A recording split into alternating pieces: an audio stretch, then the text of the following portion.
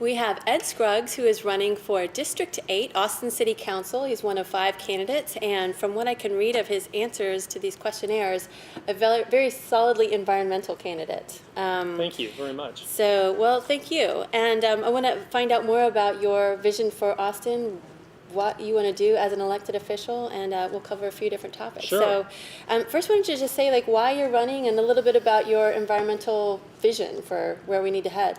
Sure. The new 10-1 system and everything that we're doing here is historic. Governments don't often reform themselves, so this is a tremendous opportunity. Mm-hmm. So we need to take that opportunity seriously.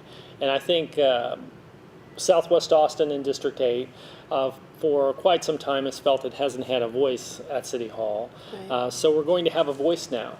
And I feel it's important that we have a balanced voice that has lived in the city for many years, but also had experience there in the district and knows the importance of the environment to city policy and to regional policy in all of our lives. Right.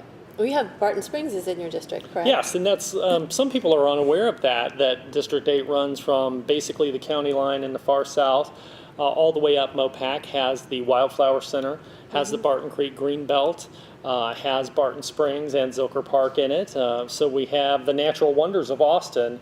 Some would say the most controversial issues of the last 20 years in Austin, they're all centered in District 8. Unfortunately, we don't get a chance to talk about that much on the campaign trail because people have a host of other issues that they like to talk about. But certainly, the future of environmental policy for Austin is going to be decided around District 8. Okay, well, so what should we be doing there?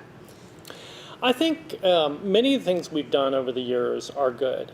The recognition that we needed to protect open space, to protect the aquifer, to protect the green belt. First of all, when I first moved to Austin in the early 90s, we were still compiling the land to build the green belt and making sure that that was safe from development. It was a great thing that we did there.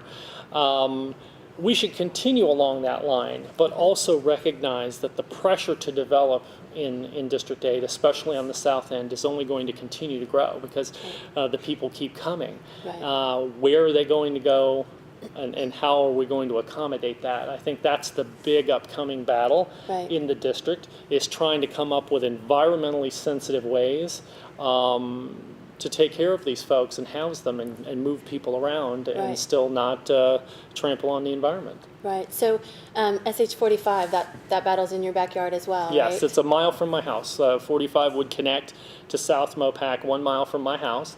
And you oppose it? I have been opposed to it for many years, vocally opposed to it, actively opposed to it. I think it's a disastrous project.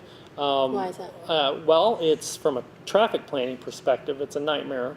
It won't help anyone that uses Mopac to go north of the river, and it will make traffic much worse, and that will spin out all kinds of cut-through traffic and other problems. Environmentally, of course, with Flint Ridge Cave and the aquifer right there, that's only going to inspire more sprawl south into Hays County.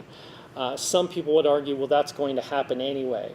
That could be the case, but do we need to make that any easier? Right. So from both an environmental and a transportation perspective, 45 doesn't make sense. There are some folks on the far south end of the county, though, that are in a pinch when it comes to traffic, and it is terrible. Right. I'm convinced that 45 will not even help that process out. And so what should we do in terms of your vision for transportation solutions? Yes. You're not supporting, you're in favor of rail in general, but not supporting Prop 1. Yes, I'm not supportive of Prop 1, and this has to do with our current financial and affordability situation within the city. Mm-hmm. It is a crisis. Going door to door and talking to folks.